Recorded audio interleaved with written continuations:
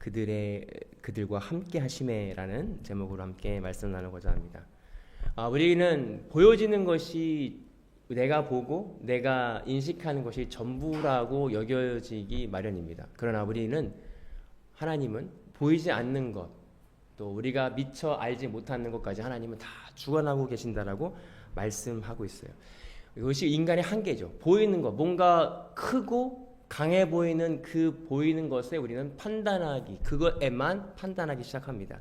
사도행전도 마찬가지로 지난주나 계속해서 말씀드린 것처럼 성경전서라는 별명처럼 하나님이 모든 것을 주관하시고 역사하신다고 하는 그 세계관이 우리 가운데 잊지 말아야 된다라고 하는 거예요. 비단 교회뿐만이 아니라 하나님이 온 우주 만물을 지으시고 지금 전 세계가 우리가 보여주는 각 국가와 국가 간에 또 작게는 직장에서의 상사, 가까이에서는 가정에서 보여주는 리더가 모든 것을 주관하고 이뤄가는 것 같고 결정하는 것 같지만 그 리더를 움직이고 그 리더를 허락하심에 이뤄가는 게 하는 모든 그 생사화복을 주관하시는 분이 하나님이라는 사실을 우리는 잊지 말아야 된다는 거예요. 우리가 그것을 잊어버릴 때 우리는 보이는 것에 함몰된다라고 하는 것이죠. 다니엘서 2장 21절에 보면 그는 때와 계절을 바꾸시며 왕들을 패하시고 왕들을 세우시며 지혜자에게 지혜를 주시고 총명한 자에게 지식을 주시는도다 라고 말씀하고 있죠. 우리가 보이진 않지만 하나님께서는 각 나라의 왕들도 세우시고 왕을 내리시기도 하시고 지혜자들에게 지혜를 주시는 분이 그 출처가 누구냐? 하나님이다라고 하는 사실이에요. 오늘 초대교회의 모습을 보면서 오늘 본문 19절에 보면 스데반에게 가해진 박해 때문에 흩어진 사람들이 베니게와 키프로스와 안디옥까지 가서 유대 사람들에게만 말씀을 전하였다라고 말씀하고 있습니다. 오늘 하나님께서 그 당시 사람들이 그 스데반 집사에게 박해를 받았어요. 그럼 걸모스를 보면 스데반 집사님의 그 사역은 온전한 것이죠. 그러나 그 사역 후에 교회가 흩어지는 박해를 받습니다. 지금으로 말하면 내가 성령 충만하고 하나님의 말씀대로 살아가는 교회 공동체가 어려움을 당하는 거예요. 부흥이 되는 게 아닙니다. 흩어집니다. 교회가 풍지박산이 나는 거예요. 세상적 가치관과 세계관으로는 망한 것처럼 보이고 아니 이게 하나님의 뜻이 맞나? 하나님이 계신데 왜 이래? 라는 의문이 들 수 있을 정도의 상황입니다. 흩어지는 것입니다. 사람의 시선으로는 이게 도대체 깨달을 수 없는 이유입니다. 그 당시에는 비록 우리는 지금 이 시대에서 이것을 읽고 하나님이 흩어져서 또 교회를 세우라는 하나님의 큰 그림이구나 라고 이해할 수 있지만 여러분 그 당시의 성도들 입장에서는 망한 거 아니야? 내가 믿는 하나님이 진짜일까? 하나님 믿었더니 죽었네? 순교했네? 그리고 더 사람들이 일어나 박해를 하네? 교회를 공격하네? 흔들릴 수 있는 믿음일 수 있다는 거예요. 그러나 그들은 그거에 흔들리지 않습니다. 그리고 어떻게 그것을 더 복음이 전파되는 역사를 만들어냅니다. 왜 그럴까? 왜 그럴까에 대한 문제. 저는 퀘스천 마크예요. 도대체 이 초대교회 성도들은 이 박해에서 왜 흔들리지 않았을까? 그들은 진짜 복음을 경험했던 사람들입니다. 왜냐하면 진짜 복음은 세상의 가치관과 세상의 좋은 것, 복을 따라가지 않은 사람들이에요. 그들은 진짜 예수 그리스도를 경험했어요. 그리고 그들이 죄로 묶여있던 것에 참 자유함을 경험한 이 경험이 진짜임을 알았기 때문에 지금 상황이 흩어지는 거에 별개의 문제예요. 그들의 믿음은 변할 수가 없었어요. 왜냐하면 진짜 복음을 경험했기 때문에 그렇습니다.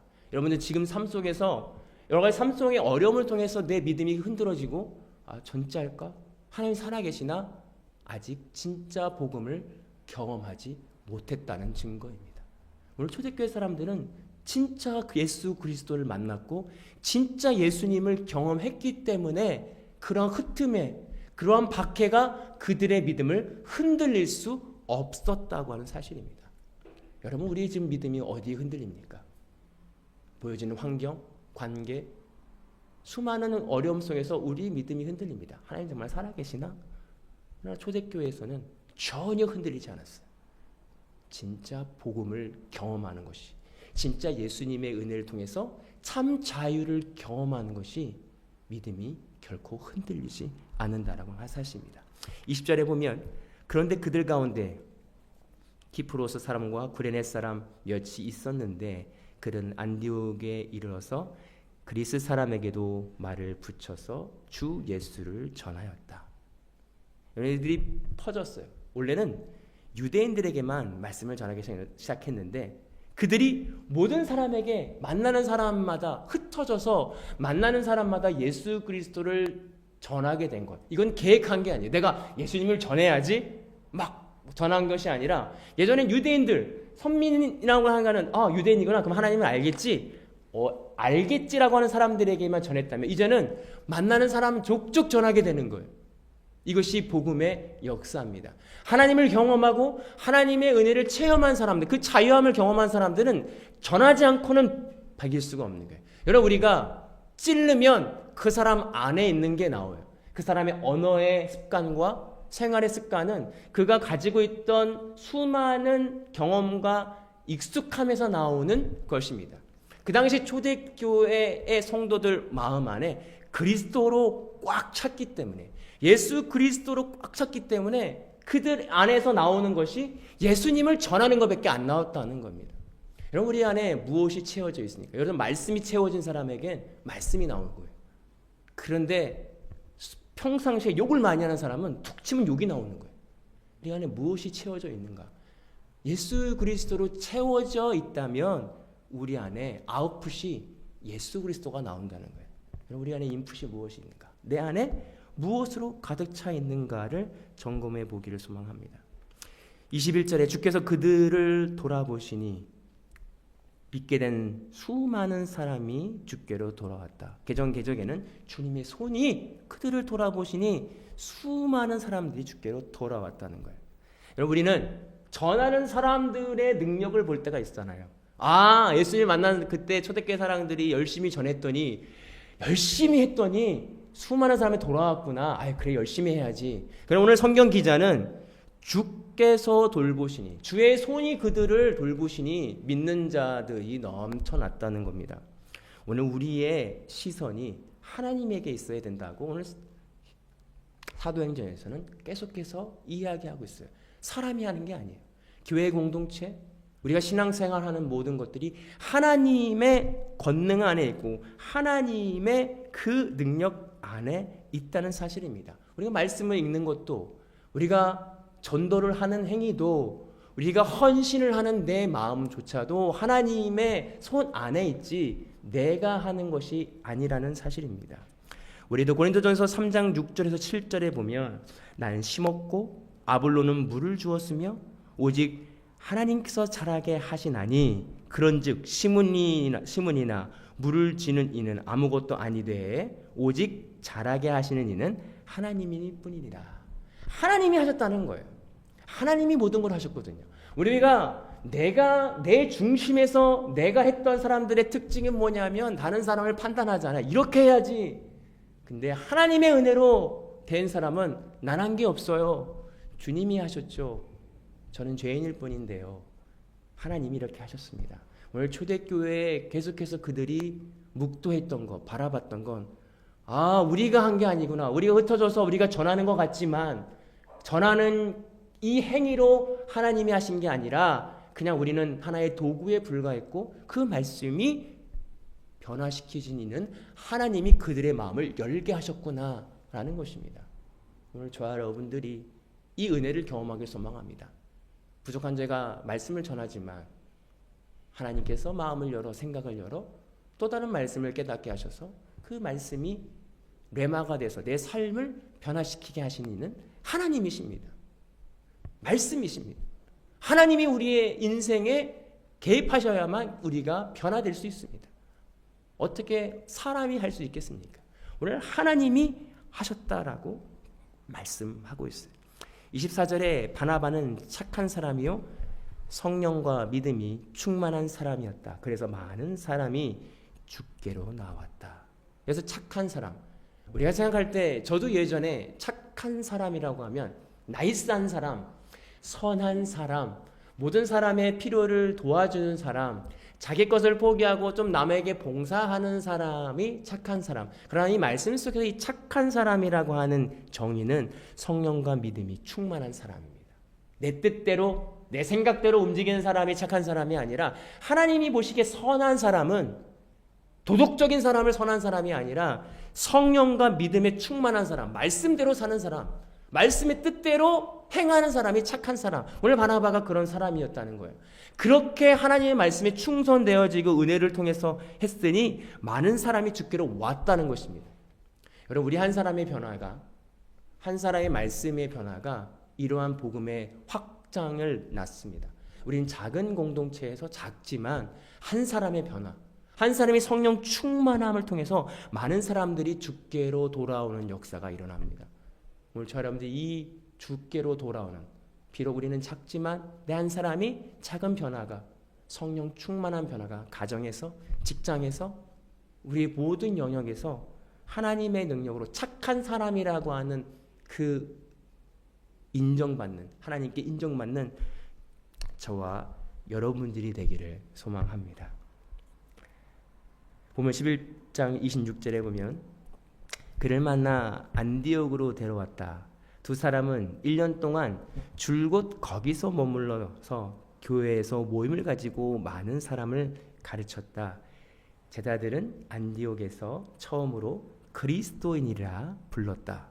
오늘 바나바가 안디옥에 파송돼서 사도 바울을 초청합니다. 같이 우리 사역합시다. 그래서 1년 동안 두 사람이 줄곧 거기 머물면서 제자를 만들었다는 거예요. 이 제자는 단순하게 말씀을 일방적으로 선포했다는 것을 넘어서 먹고 자면서 그들과 삶을 부딪히면서 제자, 그리스도의 제자로 만들어서 그들의 삶이 변화해졌기 때문에 많은 사람들이 그 사람들을 보고 그리스도인이다라고 불렀다는 거예요. 그러니까 그리스도인이라는 게 사실은 외부로부터 오는 인정이었어요. 많은 사람들이 사는 모습을 보고 저 사람들은 왜 그래? 한국에서 그런 얘기 있었잖아요. 예수쟁이네.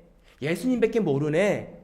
저 사람들 세상하고 좀 다르게 사네. 아유, 왜 그러세? 약간 비난하지만 좀 이상하게 여기는 말로 예수쟁이라는 말을 썼단 말이에요. 그 당시에도 그리스도인이라고 불렀던 것은 제자들이 되면서 세상과 다르게 하나님의 말씀대로 살아가는 것을 보고 외부에서 그 사람들을 그리스도인이라 명칭했습니다. 근데 지금은 어떻습니까? 저는 그리스도인입니다. 저는 크리스찬이에요. 제가 말을 하면 자기가 오히려 내가 크리스찬이라고 얘기를 해도 당신이요? 크리스찬이에요? 놀라는 거예요. 너 교회 다녀? 너 정말 교회 다녀? 오히려 외부에서 그 사람이 교회 다니는 것에 대해서 놀랄 때가 있다는 거예요. 사실 이 명칭은 본인이 인정한다기보다, 본인이 고백하기보다 외부에서 에휴, 이 사람 미쳤네. 예수님 미쳤네. 인정받았던 초대교회의 모습입니다. 그것은 그들의 삶이 그렇게 살았기 때문에 그렇습니다. 말로만, 머리로만, 지식으로만 알았던 삶이 아니라 정말로 1년 동안의 그들의 삶이 180도 변경되어 세상과 다른 삶을 살았기 때문에 오늘 그들이 그렇게 불렀다라고 하는 것입니다. 28절에 그들 가운데 아가보라는 사람이 일어나 성령의 감동을 받아서 온 세계에 큰 기근이 들어온 것을 예언하였다. 바로 그 기근이 글라우디오 황제 때 들었다. 오늘 그 중간에 한 사람의 성령의 감동을 받아서 예언하기 시작했어요. 기근이 들 것입니다. 그러니까 그때 구제 헌금을 해서 교회 공동체가 그 기근을 잘 극복했다는 이야기예요. 생각해 보세요. 기근을 일으키시는 분도 하나님입니다. 그리고 기근을 일으킨다고 왜 알려줬을까? 그리고 그 기금을 모아서 그들을 왜 이 상황을 넘어가게 하나님이 허락하셨을까에 대한 문제입니다. 아니, 그러면 기근을 주시지 말아야지. 기도해서 기근을 막던가. 우리는 이렇게 생각합니다. 기도해서 기근을 막던가. 오지 말게 하던가. 근데 기근을 당하게 하시는데 그 당시에 교회 공동체에서 같이 구제해서 그걸 넘어가게 하시는 이유는 뭘까? 하나님의 말씀은 머리로만 이해하지 말라는 거예요. 정말 하나님 주관에 하나님의 모든 것이 주인이야? 너의 삶의 그리스도인으로 바뀌었어? 그러면 증명해봐, 보여봐. 그래서 예언하게 되죠. 하나님이 기근을 주신대요. 그때 내가 가지고 있는 물질 내 것이 아니죠. 주님 그렇죠? 교회 공동체를 위해서 내어놓겠습니다. 삶이 변하는 거죠. 증명하는 거죠. 이 내 것, 하나님 주신 돈, 명예, 내 것이 아닌 걸 내가 깨달았으면 이제 삶으로 그렇구나. 교회 공동체를 내어놓는 거예요. 그 내어놓는 행위 통해서 그 믿음의 증표를 통해서 교회 공동체가 정말 하나님의 말씀이 적용되는 것을 하나님이 원하신다는 거예요. 여러분 우리가 하나님의 말씀을 들으면 그 말씀이 적용되는 걸 원하십니다. 너 정말 믿어? 하나님 살아계신 거 믿어? 그래서 삶에서 그것을 시험하고 증명하는 일들이 많이 일어나요. 내가 이래도 너 말씀 믿는다며 머리로만 믿는 거 아니야? 보여봐. 그 믿음이 하나 자라면서 더 큰 것을 요구하신다는 거예요. 100%가 될 때까지. 여러분 이것이 말씀이 머리로만 이해되는 게 아니라 삶 속으로 스며들기 위해서 하나님은 우리에게 이런 일들을 주신다는 것입니다. 이거 초대교회에 일어났던 얘기예요. 말씀이 진짜 보여봐. 하나님이 주관하신다며, 하나님의 손에 있다며, 하나님이 모든 걸 하신다며, 그리고 하나님이 보여줬잖아. 기근이 있다고. 그리고 너의 것을 그렇다면 드려. 공유해. 없는 자들을 위해서 내놔. 네 거 아니야. 여러분들 우리가 말씀이 적용되어질 때 진짜 그 말씀이 파워풀한 거예요. 수많은 말씀, 아무리 말씀을 줄줄 외우고 해도 그 말씀이 내 삶과 관계없다면 말씀이 무슨 소용이 있겠어요? 오늘 하나님께서 원하시는 건 적용이에요. 내가 원수를 내 몸과 같이 사랑하라. 사랑할 수 없다면 사랑할 수 없는 나를 죽이는 거죠. 하나님 정말 말씀 맞잖아요. 근데 그 말씀이 내 삶 가운데 이루어지지 않으니 도와주십시오. 믿지 못하는 할 수 없는 나는 십자가에 죽기를 소망합니다. 예수님이 이것 때문에 죽으셨죠. 내 죄를 담당하시려고 죽으셨죠. 이제 우리가 제수일을 지나서 사순절이 들어갑니다. 예수님 부활절을 맞이하고 있어요. 이 부활절이 꼭 부활절만 기억하는 게 아니잖아요. 우리 매주마다 부활절을 맞이해야 돼요. 매주마다 사순절이 해야 돼요. 매일이 예수님의 그 은혜를 통해서 내가 아직 죽지 못하는 것들을 드려야 됩니다. 하나님은 꼭 우리가 아직 하지 못하는 것들을 내놓기를 원해요. 내놓아야 돼요. 내가 포기하지 않는 거, 때로는 그게 자존심일 수 있고 내가 가지고 있던 산당이 됐어요. 나만이 가지고 있던 그 철옹성과 같은 내가 나를 보호하는 것들을 하나님이 요구하세요. 말씀을 믿는다면 내놔라. 내려놔라. 그러나 우리가 내려놓지 못할 때가 많다는 거예요. 그럴 때 우리가 붙잡아야 되는 건 말씀이라는 거죠. 예수님이 하셨지. 예수님이 죽으시고 날 위해 자유함을 주셨지. 그 자유를 경험한 믿음을 가지고 또 다른 나를 드릴 수 있고 던질 수 있는 믿음의 사람이 되기를 소망합니다. 오늘 우리에게 요구하시는 것이 있어요. 내놔라. 하나님 믿는다며. 모든 것을 주관하시는 분이 하나님을 믿는다면 내려놔라. 그 내려놔의 그 적용이 우리 삶 가운데 일어나기를 소망합니다. 기도하겠습니다. 사랑과 은혜가 충만하신 하나님 감사합니다.